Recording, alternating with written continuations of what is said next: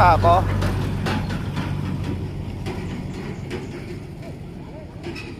เราป่าได้ป่าโดดได้อยู่ครับโอ้ได้อยู่นี่ครับตกป่าเนาะนี่นะแม่ค่ะแม่ยอก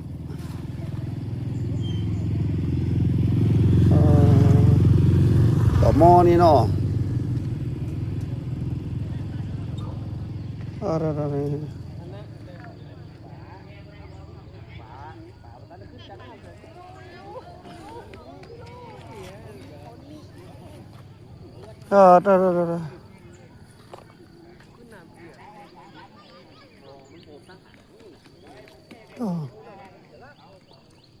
ปลาข้าวบ่นักกะ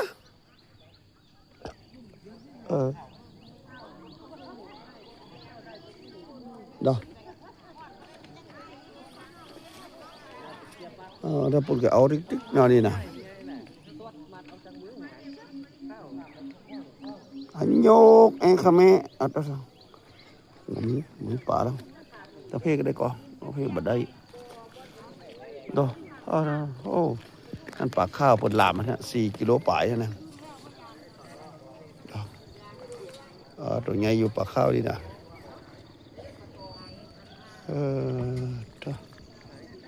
ตัวปลาคือแต่เนาะ